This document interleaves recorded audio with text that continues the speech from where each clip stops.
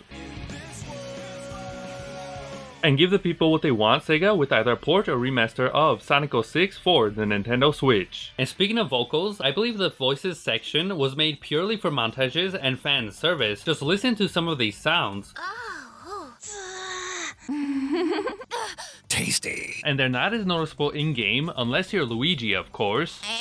But some of these seem to be of lower quality or compression than others. Talk is cheap. Give it your all. 興味ないね。悪く思うな。 You got this! You're amazing, Charizard! Wake up! You did it, Charizard! Game on! Can't help but feel sorry for you. Maybe they were taken from different games, but it sounds kind of weird having them play side by side. Also, Bayonetta has two different profiles despite being the same person, and each voice clip is exactly the same, except number 19 is the only one missing. Boom! And that wouldn't be so strange if the other skins, like Bowser Jr.'s, were all the same as well, but those at least have differing personalities, which can be heard in their voices. And yes, I have listened to every single line here, and I must say to all the Shadow fans wanting him to be in this game, both Wolf, You're good, but I'm better. and Lucario Behold the power of Aura. are just as edgy of characters as he is, so why not just use them instead? I'm the coolest. But here's a short montage I created with some of my favorite lines in Smash Ultimate. Ouch! Squirting! I'm finished. You're wobbling. No! I think I got the best seat in the house. Talk is cheap. I never learned how to read! And as annoying as Pit's voice is, choosing the Palantina Temple stage and having him down taunt in front of any character will bring up Palantina's guidance, which has been updated since the Wii U, with Icarus, Palantina, and Viridi exchanging fighting tips while also breaking the fourth wall, bringing up the Year of Luigi from 2013, making fun of old people getting slower as they age, resurrecting the Ridley confirmed! meme, summoning Alucard when talking with Richter, and the best having Viridi mention Oh look! There's Metroid! That's not a Metroid, that's Samus! Just like Link isn't named Zelda. And like Pit's name isn't Icarus! which is something I've done as well in the toddler days, whereas fighting in Shadow Moses Island and down taunting with Snake will reference Metal Gear's codec conversations, with Yoshi about to get eaten just like the tree frogs in Snake Eater, only to examine Falco and have Slippy from Star Fox appear out of nowhere, while Samus is about to get some booty action for being a strong, independent woman, as well as the Colonel calling out Luigi as Mario's shadow. Hey, that's Luigi. Show him a little respect. Ah, face it, Snake. Once a kid brother, always a kid brother. Colonel, what's gotten into you? Lolly-loo-lay-low, lolly-loo-lay-low. Colonel, snap out of it. Colonel! Colonel!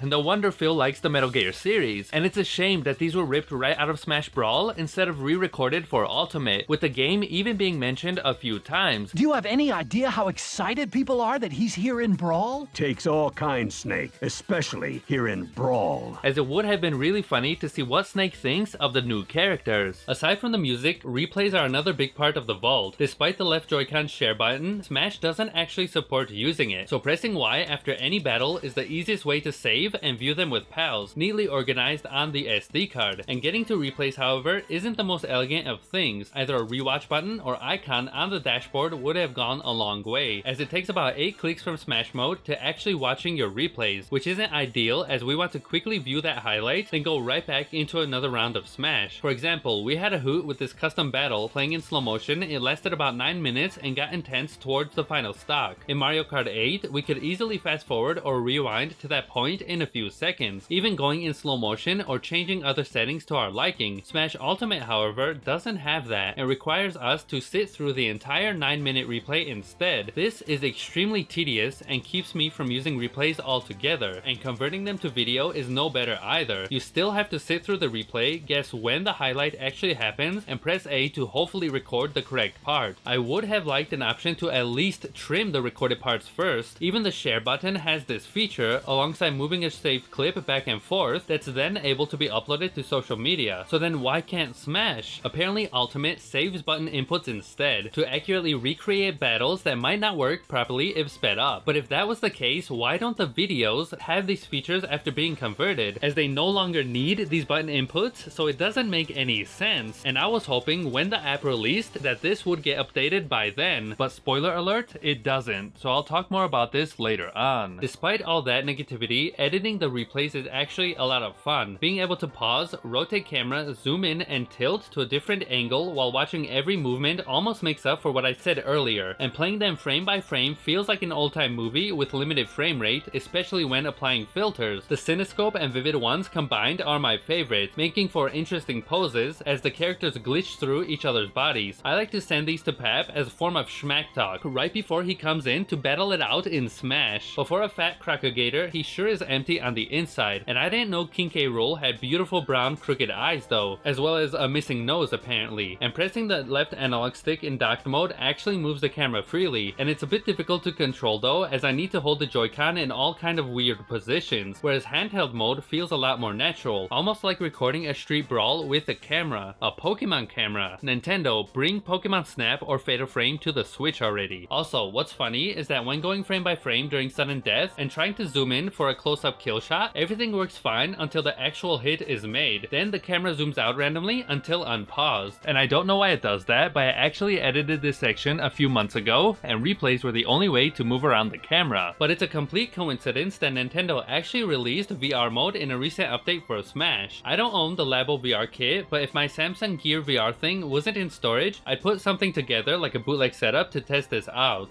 Nothing on the screen. Oh, no. Because I am the screen. But instead, we're going to pretend my cardboard lab bootleg creation is the official device and review VR mode either way. And holding the Labo and switch up to your face like this is uncomfortable though, which may have been done to force people into taking regular breaks. But without having much support, using a DIY strap of some sort is a must, especially when jamming out to that little beat while preparing VR mode. But items are disabled, and VR actually limits matches to just timed battles with only 46 of the stages to choose from. At first, I thought they took out the moving levels to avoid triggering motion sickness, but at least 3 or 4 are exactly that, with the rest having movable backgrounds that rotate and go by pretty quickly. And as of now, this only can be played offline against CPUs. Fighting alongside them as player 1 works like normal, except the camera is controlled by the movement of your head, or manually adjusting the angle in the settings while paused, whereas watching the CPU's battle, floating around is actually pretty awesome. All because you can fully inspect these levels now, zooming in pretty close and then zooming back out quite far, even panning around in new angles, with some rendered completely in 3D, so when turning around will be a view never seen before. And I didn't know Luigi's Mansion was held up by this pillar, or about the mysterious booty hole when looking up in the Pikmin forest, with the F-Zero circuit revolving on an actual circle, whereas other levels fade to black, asking to reset the camera's direction instead. And going quick enough will reveal this empty screen of death, or a do not enter symbol, which when crossing will result in an instant KO, with Onett even hiding the stands of Burlington Park from Earthbound, some bikes, and even a baseball field, or tilting upside down causes glitches to appear in the Animal Crossing stage, whereas the King of Red Lions and other obstacles actually pop in through thin air. And it's a shame that VR can't be used with replays to see the Nintendo Poochies up close, or at least Kraid in his full size standing right above you. But hopefully Mario Kart VR is on its way as well, as having Shy Guys race towards you is actually kinda cool, and having used the PlayStation VR, it's hard to put into words just how immersive a true virtual reality experience actually is. But unlike the PSVR, there was no way to output HD footage from Smash VR, as recording clips is disabled, saving replays doesn't appear as an option, and quickly spamming the screenshot button is pretty choppy at best, so it was quite frustrating holding this box with the Switch and camera to showcase what VR mode has to offer. And going back to replays, there's actually something awesome I haven't seen anyone else talk about, but I've tested this out on every stage and this only seems to work on the Mario Maker 1, be it normal, battlefield, or final destination forms. Usually, when using free camera, every level moves in 3D space, but for some reason here, it only moves in 2D and gives off this cool spin effect. This only works in the handheld mode, as trying with dock limits the movement. Maybe it's to go along with the theme of 2D Mario and Mario Maker, but converting the replay also keeps the camera spinning, and even though this works in every mode too, it actually disables the angled camera feature in Custom Smash, despite having that turned on, whereas the other 2D stages like Duck Hunt make the characters appear flat. Either way, it's a neat little trick that I randomly stumbled upon. So if you give it a try, be sure to save those replays and convert them into videos first, as they no longer work and get deleted with every update made to the game, which just adds another unnecessary step when in editing videos mode, as old replays and videos aren't compatible here at all, and this just seems like a huge design flaw right from the start. But I am curious as to how well editing in Ultimate actually works, and felt inspired by this scene in the opening intro, and tried having Pikachu breakdance through different stages instead, placing him in the center of the screen, pressing down to taunt a few times, and then jumping off the level and making sure I remember to save them as a replay, before repeating this process for every stage in the game, then one at a time converting all 104 replays to videos with just the moments where Pikachu actually breakdances. And it sounds simple on paper, but knowing just how bootleg clicking through these menus and working with replays actually is, this was one of the most tedious things I've had to do for this review, as there are so many little tweaks that could have made this entire process that much easier. But with that aside, we can continue working from an old project, with clips taking their time to even load a preview, or start a new project and import all those clips into the timeline by pressing Y to add them in as source materials. And there weren't any ways to actually select multiple clips at once, so this had to be done individually. And I like that they snap into place right before or after the clips too, but that joy quickly faded when hit with the max limit message. This was also my fault for not noticing that only 50 clips were allowed at a time, probably since my actual editing program doesn't have this limit, but at that moment I felt my body completely drain itself of emotion, knowing just how much time I actually wasted clipping those replays, which unfortunately is a common theme in Smash's editing mode. I had about 8.5 minutes of footage here and could have easily fit everything under the 10-minute duration if it was allowed, so zooming out with L, then skimming to the start with the right stick, and zooming back in using R let me get in pretty close, with the D-pad skipping 25 frames or about 1 second each click, so it's not exactly precise but good enough instead, with X opening a submenu to split, copy, and delete selected clips. But working like this would have taken 10 years, so the Z, L, and A hotkey is extremely useful here, even trimming out videos under 3 seconds automatically, and it's so useful that clips can be rearranged throughout the timeline at any time, as relying on the undo and redo buttons would have been inefficient, as is watching your video to get a sense of timing with what needs to be changed. But all of that is just thrown out the window, as instead of playing smoothly, every new clip needs to load instead, and I was ready to pull out my hair at this moment, but decided to just eyeball Pikachu's position, count up 4 clicks, cut it here, and then sync it to the next clip. And adding a variety of transitions while changing their playback speed is also available, alongside applying one text box limited to only 20 letters but placed anywhere in these slots, changing its color, size, background opacity, and length used throughout the timeline. And I thought more than one subtitle was allowed and planned a story of K. Rool buying drugs from Pikachu, but that was more effort than it was actually worth, with music having any one song play, even muting parts of a video to let either the song or stage sounds take over instead. This turned out real derpy with Pikachu and all the background noise clashing at once.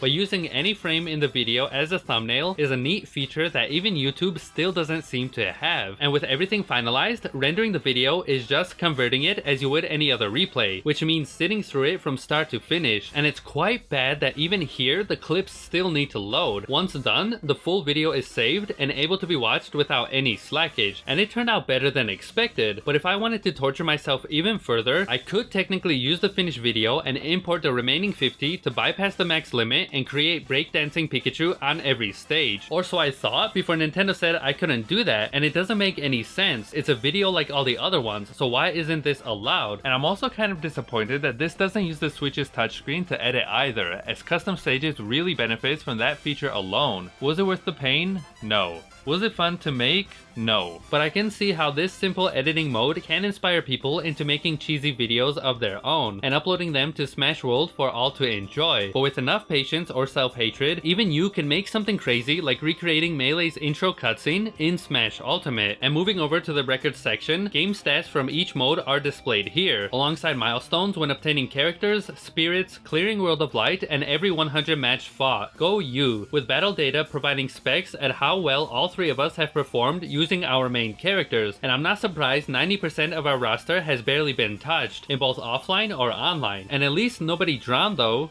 Yet. But similar to Smash Tag, every player online has one too. Defeating them collects theirs, which can either be favorited or sold. The more battles done reeks in a higher bounty. Fear not, Jixamel, your tag may be forgotten, but the way you fell off stage only to get disrespected by my cannon and jump off crying will forever be saved in my replays. Or on my website at www.tiny.cc/Jacob72. And it's also pretty cool that past opponents can also be added as pals, or if you're like Jixamil, reported for smelling bad on the battlefield. Whereas in challenges, clearing obstacles rewards you with these random pictures, ranging in difficulty from keeping the game powered on to actually finishing adventure mode's boss without getting hit. And it's been brutal trying to get all of these, but I've chuckled with some of the photos, got a bit confused with a few other ones, and even shook my head to this one right here. And there is a way to actually bamboozle these with the hammer though, but they're only unlocked after a set amount of tiles and can't actually open every single challenge either, with movies being the few pre-rendered cutscenes from World of Light, also unable to rewind or fast forward. But I'll talk more about these in spirit mode, whereas tips offer fun facts on fighters, stages, spirits, a butt ton of techniques, items, and other information normally found during the loading screens. And scrolling down, I couldn't find tips on the banana gun, except on the actual official Smash website, but I did find that Luigi's rival only ever jumps directly up, so leaping left or right is a good way to avoid him, but not including Waluigi in Smash Ultimate also has that same effect too, Sakurai. But despite each character having an origin game mentioned here, I can't seem to find the name Final Fantasy VII anywhere under Cloud's listing. Same goes with the Midgar level, aside from that small logo here. And I don't think it's a third-party thing either, as Squeenix and Nintendo's been working pretty closely, bringing in a number of Final Fantasies to the Switch. And even Snake, who belongs to Konami, has brought up the Metal Gear series too, whereas the NES, Super Nintendo, and 64 and other Nintendo devices have been mentioned here, but even the Sega Genesis console is nowhere to be found under Sonic's either. And I didn't know that his first appearance was as an air freshener in Rad Mobile though, nor did I need to know that two Pikachus making sweet love would poop out a Pichu. And finally, the shop uses gold received throughout the game. I easily made over 200,000 after finishing adventure mode, and am able to buy music, spirits, and Mii outfits using that, with the support items being infinitely available. And I actually timed how long it takes for this to fully restock, and it's about 3 minutes per item, meaning a total of 21 minutes for the shop to become full again. And if you aren't quick enough, these items do eventually replace one another, and so I had my eye on the King K. Rool hat for the longest of time and wanted to record the footage here, but by the time I had everything set up, Luigi already got to it, and it gives me even more reason not to like you, Squeegee. I've had enough of your Bolterd for one lifetime. From your bootleg controlled Luigi's Mansion to all the missions I had to rescue you in Mario Galaxy, you almost had me in Thousand Year Door with the Super Luigi book series, only to let down Princess Eclair in the end. She deserved a true hero, you green toilet stain. All you'll ever be is a sidekick, no better than Yoshi himself.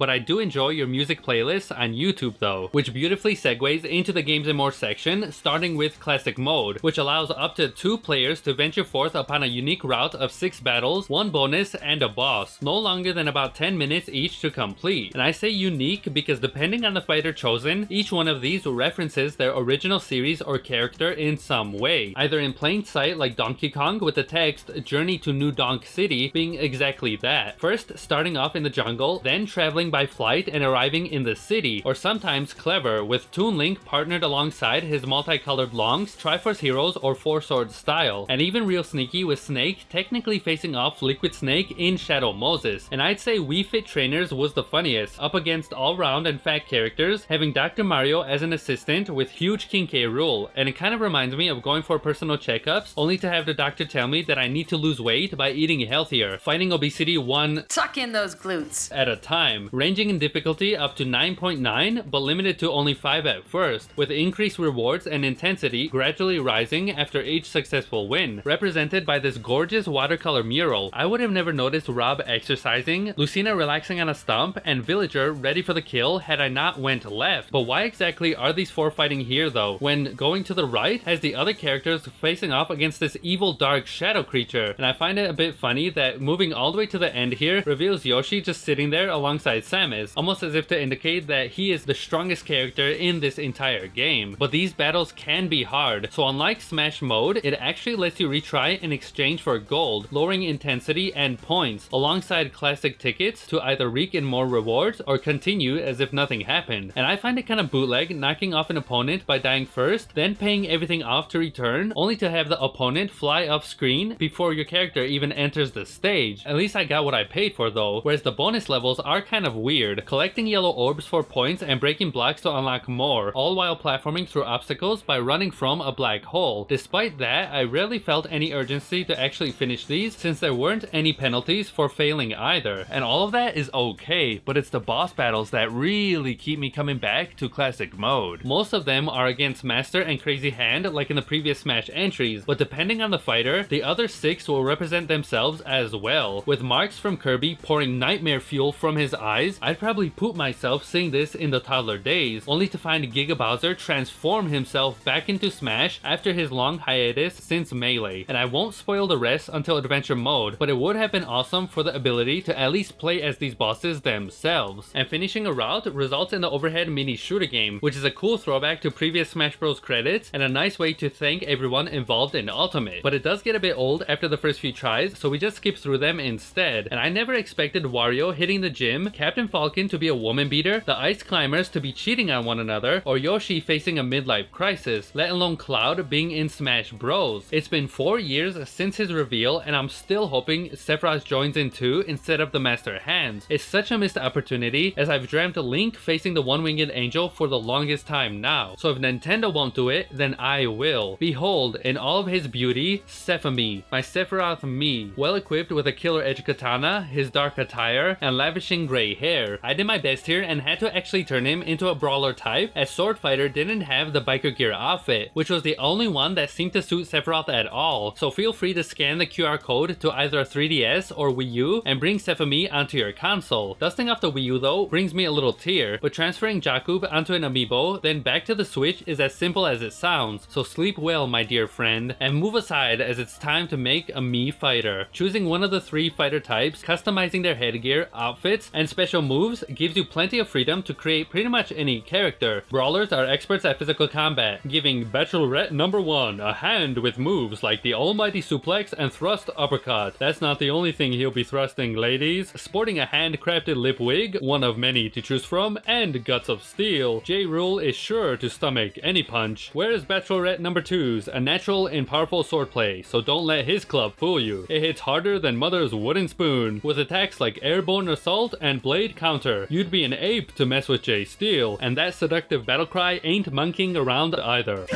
Leaving Bachelorette number 3 as the accomplished long-range gunner, painter in the back but an animal in the sack. With the beard, Jakub's not much of a sharpshooter, but no matter how many blasts charged up, his weapon's locked in place and always loaded. But if none of our handsome devils satisfy your quench for Mii's, then hopping over to Century Smash may be the next best thing. With almost 100 of them to defeat, they feel similar to level 3 CPUs, mostly standing around around as King K. Rool is basically a tank, tackling each one before time runs out, with assistance from X-bombs, POW blocks, and other items. And moving on to All-Star mode challenges us to survive against the entire roster of 74 fighters in one continue, and it seems the game really struggles to even keep a smooth frame rate with so many opponents reappearing at once, and sometimes even putting the Switch's fans into turbo mode, which makes me worried that this thing is about to explode when it starts making sounds like this.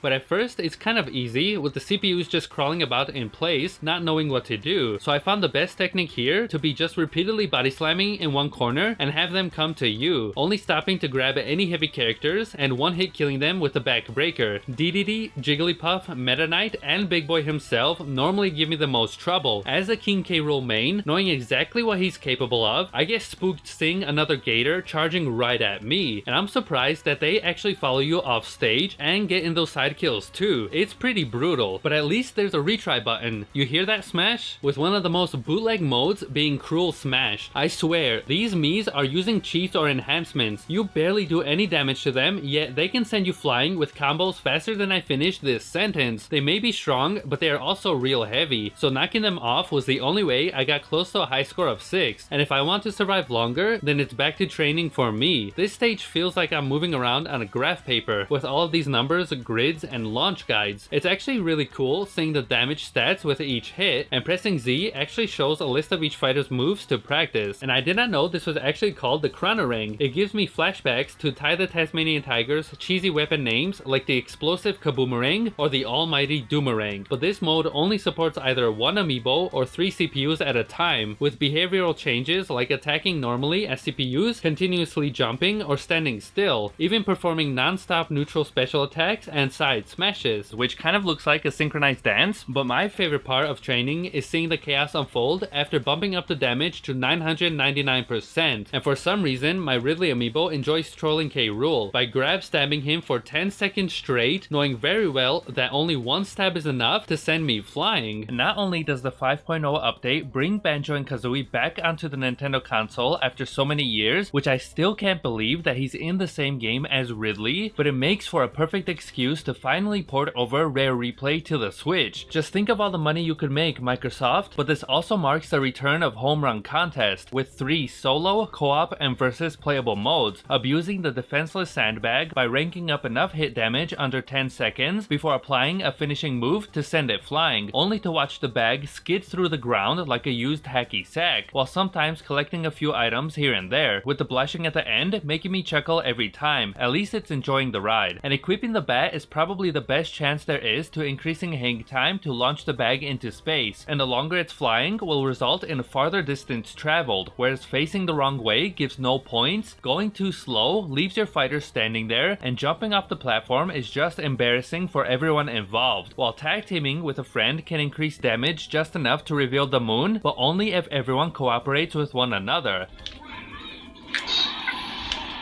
Phil, stop putting it on fire!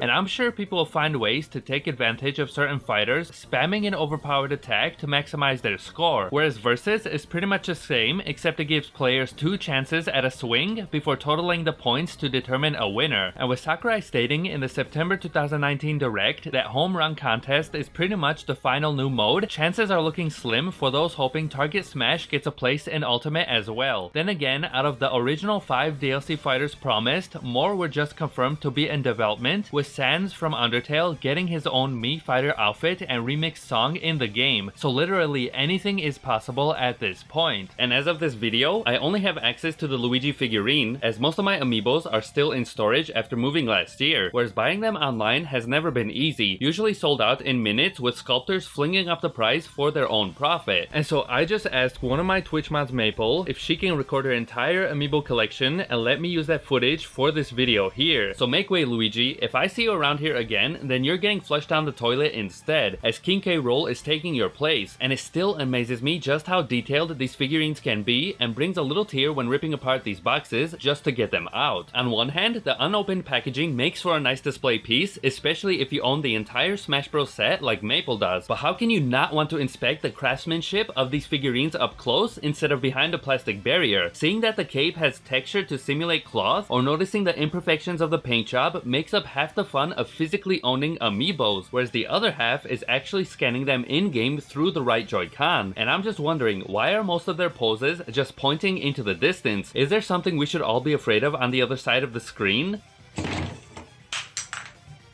Jacob, I've fallen and I can't get up. Take this to replace me. And remember to always tuck in those glutes.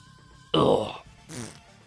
Can this be King K. Rool the Forbidden One? Why, yes it is! A fellow Etsy seller actually let me custom make my own design and send it to him, which were then scaled down to the appropriate dimensions in PowerPoint, yes, PowerPoint, ready for printing 3 batches at a time onto adhesive gloss paper and set out to dry, with extras stored for later use or defects experimented upon on different paper, stacked in a fancy green folder, patiently cut by hand to then apply our front image onto PVC cards, cleaning off the sides as need be. Then, using an Android device, he loaded the Amiibo data onto an NFC tag, sticking that and the back image to the card before sending it over. Done by your boy, Jacob72. And I got both K. Rool and Ridley, and I'm impressed just how well these turned out when compared to the official ones, with the best part being that they actually work in Smash. Known as figure players, FP for short, scanning the K. Rool card recognizes it instantly, choosing pink as the default skin, and thus Pink K. Rool was born. Having the learn feature on will apparently get him to adapt to my moves and become a better fighter. I didn't really think this through, but both of us can't be pink, so I'll just stick with Blue Boy for this section instead, leveling up naturally through one-on-one battles. Starting off, he didn't do much of anything except scoot back and forth on the stage, so I just stood there, but somehow that was enough to level up twice, with him jumping and doing some more damage. By the end of our first round, he was already at level 8. Either something bootleg is going on here, or this is easier than I thought. By now, he is spamming jump down kicks, getting aggressive with the attacks, gaining about 4 levels each round, and I haven't even used the counter move or the down grab, yet Pink K. Rool somehow figured this out on his own, and at level 20 I spiked him off the stage, and no more than a few minutes later he returned the favor, slowly dealing more combos I never taught him to do, even sharing a cool in-sync body slam moment, almost knowing I would have done one here as well, spamming more of those down kicks and beginning to win against me. Around level 40 was when the combos arrived, actually hunting me down off the stage, making sure I wasn't making it back alive, and it took about 2 hours to fully max out Pink K. Rool at level 50, and I'm satisfied with my killing machine and actually turned learning mode off just to test him against 10 level 9 CPUs. He's not an exact clone of my playstyle, as there are some things I would have done differently against these opponents, but I'd say 8 out of 10 battles won is excellent. Ice Climbers and Ganondorf got a rematch, but Pink K. Rool swept the floor with Ganon the second time around, even 3-stacking Ice Climbers with a perfect victory, only to lose to Pap until I turned learning mode back on, and since then 95% of the battles have gone to Pink K. Rool. And as you can see, this is without spirit enhancements, meaning that both his attack and defense haven't been raised above their neutral amount of 0, and neither have Sephiroth's at level 33, but it only took about 5 minutes using level 99 spirits to max him out, and I'm not sure what this means, but normally attack and defense both balance each other out, so if one goes up, then the other one goes down. Pretty much they're like steroids for Amiibos and should be considered cheating when upgraded like this. Against Pink K. Rool, it only took 3 hits to send him flying, which is pretty unfair. As is treating Luigi so harshly in this review, would you ever forgive me, Linguini boy? Just step right up here for a few seconds and swim with the turds where you belong.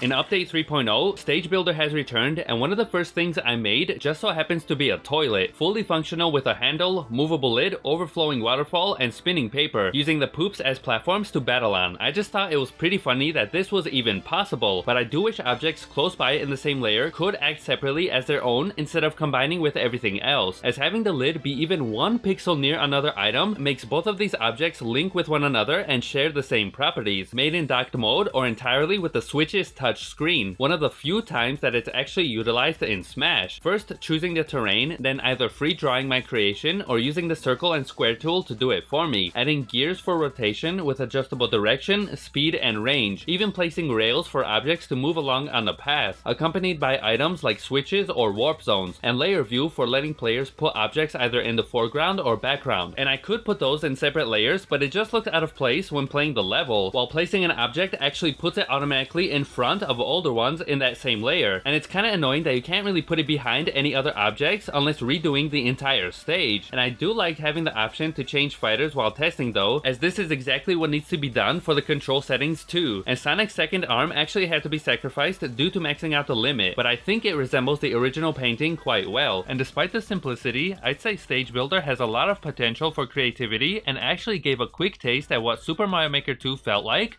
a few weeks before this game actually released. With that done, it's ready to be posted online for the community to enjoy through the shared content, and immediately I'm reminded of Miiverse on the Wii U, minus posts like these or the incredible artwork that some people actually created. But with no word of the service making a return, this may be the closest thing we'll ever get to Miiverse for the Switch, from fan favorites showing what's hot and what is most definitely not. Mikey, how dare you curse us with such a level? Why does his ass even have to move? To replays and clips made with a video editor, retelling the tragic tale of Bowser losing custody of his children, or Snake's mission of quietly taking out Isabelle. When done right, these are great for a quick laugh. So congratulations Nintendo, at least these have the ability to rewind and fast forward, yet local videos still cannot. And pressing Y opens the YouTube app homepage, so they're probably being hosted on there. However, I'm not exactly sure why Spectate mode exists again here. I'm guessing it's just to save online matches, but at least Mii's are back. My heart grows seeing Hank and Bobby Hill reunited among Michael Jackson, Garfield, Shrek, Hulk Hogan, and even Caillou, among every variety of Jesus you could have asked for, leaving us with the custom stages. This entire section is pretty much filled with nothing but memes, and ever so often the random schlongs with animated parts. I have to censor these for obvious reasons, but it's quite a shame that toddlers have to be exposed to levels like this, as all they want to do is just play online. Either people are experimenting with how Stage Builder works, or just don't know what they are doing, as there's a lot of garbage to pile through. What even is this? And sorting by popularity will reveal the good ones, and some of these are just so cool, recreating entire levels that are missing from Ultimate, getting every little detail as close to possible to the original, or even bringing back minigames like Smashketball. This was the one custom stage we played in Smash 4, and it's awesome seeing a new rendition of it here. Someone even recreated the title screen for Sonic the Hedgehog and the DVD logo screensaver, and I actually recorded this about a week after the 3.0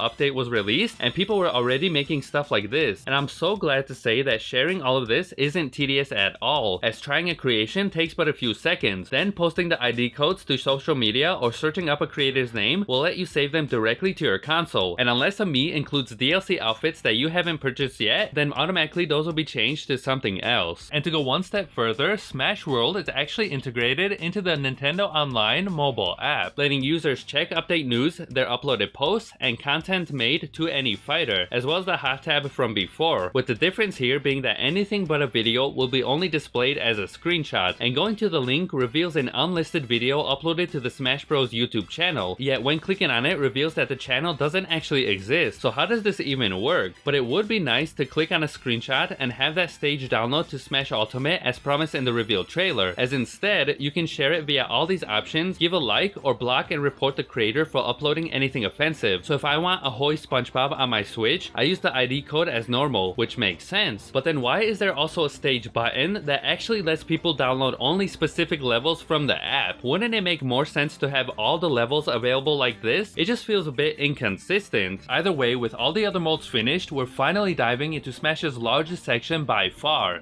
Spirit Mode, as I've been waiting since December to share my thoughts on World of Light's Story Adventure Mode, with it being the first thing I actually completed for this video. And at the time of Smash's release, Phil let his babe borrow the dock for a few weeks, so with the share button disabled for Ultimate and not wanting to get spoiled online, I actually made a custom box to keep the Switch stabilized, having it charged with the brightness turned up, and then recorded the entire story from start to finish using only my camera. So the quality isn't as good as a capture card, but I'm not about to play World of Light for a second time just for better footage, as that would take too long. And for those that haven't finished the story yet, I start talking about spoilers between these two time codes here. And if you want to experience World of Light yourself, watch until this first time here, skip the entire middle section, and jump right to the second time instead. But with all that said, let's get right into it. In Adventure Mode, everybody dies. And I mean everybody. Some stay to fend off as heroes, protecting those around them. Others attempt to flee but are met with a similar fate. Sonic even tries saving pursuing Pikachu but forgot to go fast enough. One after another, shot down brutally to a beautifully rendered cutscene, and the comedic timing is perfect though, as some fighters just accept death entirely, making the most of their remaining seconds, whereas Snake completely gives up in his cardboard box. And when all hope is lost, Kirby barely outruns the attack and is the only character with the ability to teleport through dimensions quick enough right as the universe itself explodes, causing everyone across countless franchises to become spirits by the hands of Galim, as Kirby is set to rescue the other fighters in a beautifully painted puzzle board game of sorts, with the map blocked off by a fog slowly uncovered when defeating spirits or any trapped fighters. And immediately I thought this was going to be a free roam thing where you can walk around as you please, but instead you're moving on a path, occasionally choosing different ones along the way. And at first the idea of spirits was confusing to me, but it's best to think of them as upgradable cards that enhance your character with special abilities, and collecting them is fairly simple. Just walk up to the nearest spirit and agree to fight. The catch though is that these aren't just ordinary battles, as you need to survive a variety of conditions as well, which can affect anything from the character, the CPUs, or even the environment. So for example, when fighting the Ricky spirit, an orange Little Mac appears to best represent that spirit as a kangaroo with boxing gloves, so sometimes it's accurate, but Nintendo had to do its best here, resulting in some funny mashups every now and then. But what I found cool was that the battle conditions are normally represented by that spirit and the franchise they are from. So with Gengar, he is from the Pokemon series with an ability to put others to sleep, and thus in Smash, the stage condition is that touching the floor will also cause you to fall asleep, whereas other battles can be something like increasing your stamina the longer it takes to finish, or even do the opposite, where stamina is actually limited to whoever survives last, or maybe sometimes even random, like going up against multiple Marios while also trenching through strong winds. And it's a very unique take on keeping these encounters fresh, but those are just a few examples, so you'll have to play the game yourself to find the rest, as there is literally over 1,000 spirits to obtain, with more possibly being added in future updates. And I'll be honest here, at first it felt quite tedious having to encounter a spirit, wait for the screen to load, then change your spirit combination to your advantage, accept that challenge, another loading screen, defeat the battle, more loading screens, and finally continue to the next spirit. And the CPUs themselves don't mess around either. It can be quite brutal at times, mostly because you're forced to start a journey with Kirby, who for me isn't my main fighter. So even though my brothers and I took turns, we wanted to go right back into Smash mode after playing that for 6 hours straight when the game first released, as story mode's pacing was really slowed down here when compared to that. But luckily, spirits provide special abilities like becoming immune to different conditions, so in a battle where strong winds are present, finding this icon will suggest a recommended immunity to use against strong winds, or providing items, defense buffs, and even healing over time, and so on. It's mainly trial and error to see which combination of spirits work best in that battle, and let me tell you, some of them are outright unfair, like having to survive a one stock stamina battle while the enemies carry multiple stocks was complete horse turd. But the harder the spirit though, the better the rewards, with music, outfits, and even snacks, as well as skill spheres used to upgrade the player's abilities, in the form of Final Fantasy X's sphere grid, except not as complex as that RPG. And even though at first I didn't want to get involved in spirits, the game kind of forces you to, as there are some fights that are near impossible to complete without those spirit abilities. And spirits are ranked in difficulty through star levels, so 1 star is a novice, 2 is advanced, 3 is ace, and 4 is legendary, differing between primary, support, and master spirits, with primary being the main one you can actually enhance through leveling up by having them equipped in adventure mode or feeding them snacks, and certain primaries actually transform after reaching level 99, unlocking their special ability, whereas support spirits are literally that. They support the primary spirits by being placed in an empty slot and adding to the overall special abilities that your character can use in these battles. But master spirits, however, can't be used in battle, and instead set up special locations throughout the map, such as shops to use gathered spirit points as currency on even more items or spirits to buy, as well as exploration games, where spirits go off to gather treasure in real time, be it if Smash Ultimate is open or the Switch itself is in sleep mode, with the other being dojos, to enhance spirits with a variety of fighting styles by acting as a daycare while you continue to play. And after doing just one training session, spirits actually get tired and can't be used after a while, making this such a huge time sink to even get one spirit to learn all of these styles that by the end of it I just completely avoided dojos altogether, with the gym being a more simplified version of that, used solely to level up spirits to 99. And the developers had fun with these references, leaving Doc Lewis as the training coach, or merchants reprising their roles from different games as shopkeepers, and even poking fun at Kraid's inability to speak, with him grunting instructions instructions instead. And unwanted spirits can also be dismissed into cores as a replacement for snacks while leveling up, or completely sacrificed to summon other compatible spirits, whereas the game also encourages gambling through the spirit board by choosing a target from the list right before its countdown reaches 0, which is automatically reshuffled after a few minutes. But if successful, it unveils a timed minigame, which when getting through this shield will make that spirit yours, but failing to do that will cause that spirit to disappear, unless buying yourself another chance or using the support items to make it easier. Whereas DLC fighters also get their own spirit board, except these have unlimited continues and skip the time minigame entirely, and defeating a DLC spirit adds them straight to your collection, while completing them all is rewarded with 10,000 gold. And there's also special timed events taking place every single week centered around a specific theme, with exclusive spirits to capture every day until that event ends, as defeating them will result in increased rewards through the event bonuses. But the main draw of adventure mode is unlocking the crystal statues of every single fighter scattered about, defeated in battle to make them playable. Now, as cool as it is to stumble upon the random fighters, sort of like figurines to a board game, it would have been really useful to know exactly which fighter I was about to unlock before having to defeat all those spirits, as some of these battles themselves are so much harder than the actual battle against that fighter, like Ganondorf's bootleg self, where it takes about 4 hits to kill me, spending 2 hours on the edge of death, all for a character I didn't even want. So battles like that feel real cheap, and the only way to defeat them is by also using cheap strategies, like equipping a double final smash and relying on Pac-Mans to push opponents off screen instead of actually needing to defeat them. Whereas the Pauline battle was completely timed, with Mario and Giant DK coming after you on one of the worst levels in the game, while also hunting Peach as she tries to avoid your attacks. Not only was this bootleg, but I really don't feel like I won here through my skills, but instead pure luck, as after so many failed attempts, Peach actually decided to give me a break and sacrifice herself as a result. Like, you couldn't have done that sooner? It's quite frustrating sometimes, so I just skipped most of the legendary spirit battles. And finally, specific spirits are also needed to get through roadblocks, like Bomberman removing boulders, the retail alpacas fixing bridges, Cap'n driving his bus through a mountain, Toon Link's spirit train conquering rail tracks over here, and so many more that you can't really just skip to the end boss. But along the way, there will also be treasures to find, random puzzle-like mazes to complete with buttons or switches to get through, as well as Galim's shield occasionally falling apart, opening new areas, and even facing off with bosses found in classic mode. Except here, they need to be defeated in one go instead of multiple continues or help from a second player, and the more of these that are completed, the weaker his shield and grip over the map becomes, until eventually removing the shield entirely, giving access to Galim himself, as he's trying everything in his power to stop you, even ripping the stage in half. But throughout this map, there was so much love poured into every single reference for each character in Smash Ultimate that I couldn't help but smile when finding them. And I never expected Nintendo to represent Pandora's Tower, yet there's Elena herself, or Tricky from Star Fox Adventures after fans backlash that game, and even Buzz from Earthbound, with Mother 3 still yet to be localized. But my favorite aspect in adventure mode was definitely stumbling upon the special map areas. Growing up with this game, I almost cried seeing the original Donkey Kong Country map with all the Kongs placed in their rifle huts. Even Funky Kong was there with his own store and the music as well. And then unlocking Diddy Kong by the Banana Horde, it was just so unexpected and well done, but a missed opportunity not to have it continue only to find King K. Rool at the end. And then getting on an airplane and flying through continents only to face off Chun-Li, Blanca, and Ryu just like in Street Fighter. And then riding Lapras through the ocean to Wind Waker's Outside Island only to chase Rathalos throughout the map just like in Monster Hunter, even burying him into a hole with a trap. And it was just so awesome. But it took so long to actually get to Galim without my mains King K. Rool and Young Link that I was forced out of my comfort zone to adapt Pac-Man as my third fighter, which is something I wouldn't have considered otherwise. But with all that bootlegness I had to endure to clear the entire map of fog, walking up the stairs to Galim was so satisfying. Master Hand, get out of my way. Now is not the time for a battle. I am finishing adventure mode once and for all. And it took a few attempts to defeat this boss, but Galim's just a floating orb with fancy colored wings, which are apparently the same color as the Smash 4 logo. But with all that transforming, I actually thought he was going to be a bit more menacing. But he does resemble the sun though, so if anything, could technically just melt my entire face off and be done with that. Yet dealing that finishing attack was well worth the tedious climb to get here, and I was so happy to have finally completed adventure mode after 40 something hours that seeing the sky crack, I was hoping that there wouldn't be any more story as I needed to get this review done already. But apparently with Galim, the Lord of Light gone, balance is now shattered between both sides, swallowing the land in shadow and bringing about a new enemy, Darken, unlocking with it a crack in the map jumping right into the Dark Realm, and at this point I was a bit overwhelmed at just how much there still was left to do in adventure mode that I spent the entire day with my brother Pap taking turns so we can get through this together. Luckily, this area is a lot smaller than the previous and separated into only 3 sections, the first being what I call Trivia Land, where your knowledge of Nintendo games is put to the test through a variety of questions. Getting it wrong will result in just a battle, whereas the correct answer also reveals a magical sliding path to the next set of questions, and once on this path you have to wait it out before being able to turn back around. I mention this because with my drifting Joy-Cons, I was slip and sliding all over the place here.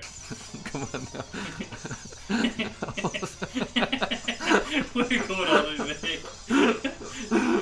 And not to toot my own horn, but we were actually able to get all the questions right on our first try, which finally unlocked my boy King K. Rool. It only took half the game, but we got him, right before swirling into another classic mode boss battle, with the second section being really cool, as it paid homage to Castlevania by going right through Dracula's castle, even setting up puzzles of collecting cannonballs and firing them out at enemies that would have otherwise teleported you right back to the start, or flipping switches, rotating platforms, and ricocheting them onto upcoming obstacles, only to have to restart the puzzle, think about how to overcome that problem, and then backtrack around for another switch, just to return, finding the solution along the way. It's kinda like platforming, except without the platforming, and then to finish it off by battling Dracula himself, weakening him just enough before transforming into his demonic form, bringing back fond memories of playing through Super Castlevania 4. And the third section is definitely my favorite, as the Sacred Lands are completely themed around the Legend of Zelda series, going as far as setting up owl statue puzzles, hinting flames to be rearranged around a specific time to unlock Zelda and the Triforce of Wisdom, hoping that the next character, being the arrival of a hero, would finally be young Link. But nope, it's Sonic for some reason. And this felt like a well-placed joke, but I guess Sonic is the true hero of time after all, only to use the owl statues as guides through the Lost Woods, following its directions to uncover even more secret paths, with one being in an actual treasure chest, finding young Link only to be greeted with DK's footslap of death while collecting the Triforce of Courage and bringing forth a path to the Master Sword, with Cloud as its guardian, which is a pretty clever reference to Final Fantasy VII Nintendo, but pulling it out dispels darkness from the land as Ganondorf awaits our arrival, and with the Triforce of Power joining the other two, his castle finally reveals itself, unleashing the Demon King Ganon in one more battle, and seeing his upgraded model gets me even more excited for a true HD remake of the Nintendo 64 Zelda games. But with all 3 sections completed, out appears Darkin right in the center, and his design looks like an enemy straight out of Majora's Mask. But once again, I was ready to finally finish adventure mode, going right into battle, and seeing his eyeball follow you around as his tentacle claws move on their own is actually quite terrifying, and I think I had more trouble with this boss than the last, but the way that the camera zooms in during the finishing hit feels so good every time, with Darkin and Galim clashing at one another as both light and dark becomes clearly visible from the sky, and to no surprise, unlocking one more secret map. Pep and I just looked at each other and said, alright, it's almost midnight, but we're finishing this right now, going back to defeat every skipped spirit from before, getting disrespected in every way possible, only to disrespect back with either DK's bootleg grab and throw technique or King K. Rool's off-ledge vacuum of Almighty Doom, over and over and over again, until returning back to the new area, as I took Darkin's path, whereas Pap went with Galim's. And what's cool is that the balance shifts depending on which side has less spirits, which apparently affects the game's ending, but we didn't know that and actually kept taking turns after each match to keep that balance centered, defeating Crazy Hand to unlock the Agents of Light, whereas taking down Master Hand to unlock the Agents of Darkness, going through those only to battle both hands once more, freeing them as puppets under the boss's control, and ultimately breaking through the map to unveil a new path and the biggest surprise story mode has to offer. 50. Oh god. Jesus. We have to kill every single... Where am I? I don't know. I am Master Hand. Oh, nice! That's right, after 20 years of abuse, from Smash Bros. 64, Melee, Brawl, Wii U, 3DS, and now Ultimate, Galim and Darkin were the final straw that caused Master Hand to finally snap, and for the first time, letting us play as the legendary hand itself, which in Melee was actually unofficially possible, but through a glitch. And it's just so awesome, body slamming through 50 sets of enemies as if they were nothing but flies, shooting lasers through your fingertips, rolling a spike ball of death, hula hoops of destruction, and my favorite, favorite, the smack of disrespect.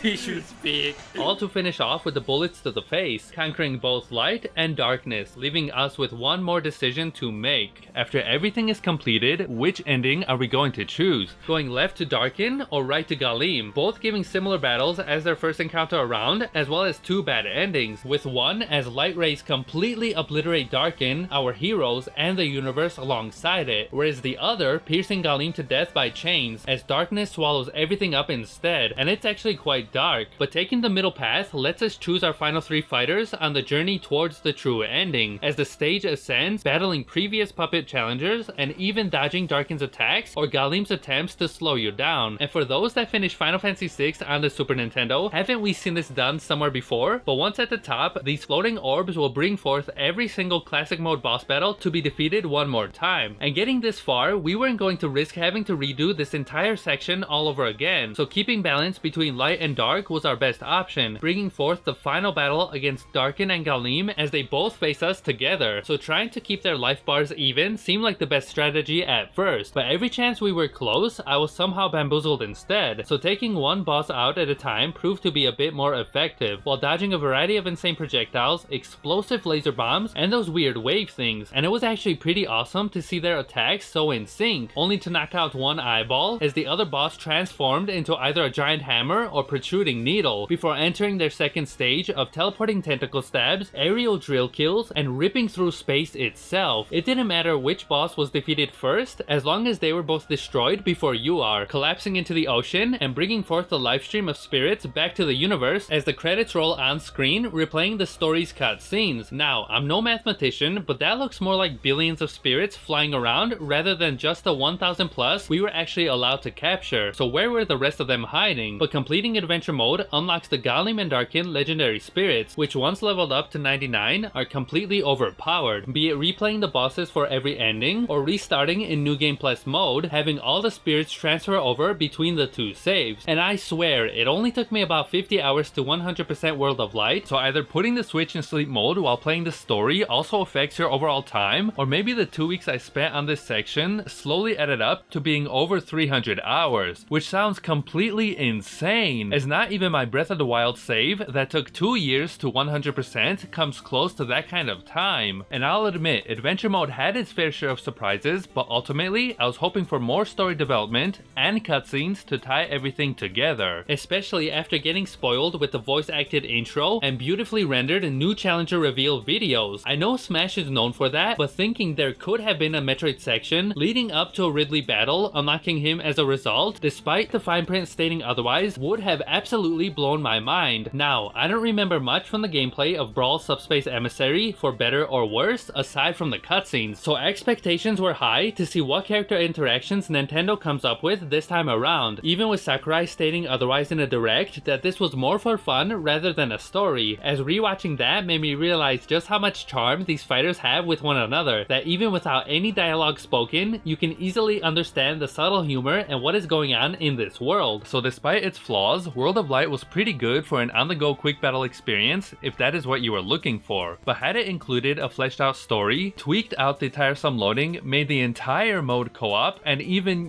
maybe shrunk down the map a bit, then there might have been some reason for me to go back to adventure mode for a second playthrough. And since its December 7th, 2018 release date, Super Smash Bros. Ultimate has been breaking record numbers left and right, not only bringing over 3,500 players to a single Smash event at EVO 2019, but also setting a new launch month sales record for a platform exclusive, and even becoming the fastest selling Nintendo game of all time. That is just insane, and with the Switch doing extremely well, soon getting huge titles like Pokemon Sword and Shield, the Link's Awakening remake, Animal Crossing New Horizon, and eventually Metroid Prime 4, I can happily say that with all the content packed in this one game, hyping up fans through directs and bringing in continuous DLC characters that nobody thought were ever going to appear, or adding in new modes with each update, hopefully fixing the minor issues I glanced over in this review, that without a doubt, Super Smash Ultimate is going to be remembered as one of the largest titles in the series, as well as one of the greatest games on the Nintendo Switch, all playable from this one tiny cartridge, barely the size of my thumb. So thank you Sakurai, Miyamoto, Reggie, Iwata, Nintendo, and everyone behind the scenes for providing countless memories throughout the years with your games. But most importantly, I would also like to thank Maple from Twitch for the Amiibo footage, as well as throwing Luigi down the stairs, to Kevin from Etsy for recording how he made my King K. Rool and Ridley Amiibo cards, to BA from Patreon for the extra footage, as well as all the other Patreons for supporting me and what I do, to my brothers for always, being the camera people in most of my videos, to my babe for believing in me whenever, even I don't believe in myself, and thank you most of all to everybody that waited 8 months to have this video finished. It wasn't supposed to take this long, but I actually recorded this entire thing in one take. Just kidding. Here are the real reasons it actually took a while, but I'm just glad that it's finally been uploaded and I have learned a lot as an editor working on this one video pretty much every single day. And if you'd like to help guarantee that I can continue making content like this for years to come, then please support me through Patreon. I'll even make a derpy animated GIFs of your username like the ones featured in this video. But I still can't believe that almost a year went by and this review is finally finished. All that's left now is to delete over 100 gigabytes of recorded footage, as my computer's been under 10 gigabytes for far too long now. With that said though, ladies and turds, just like we do in every ending, thank you for watching my video and I hope to see you in the next one, which hopefully won't take over a year to make. Thanks for watching and goodbye everybody. Goodbye.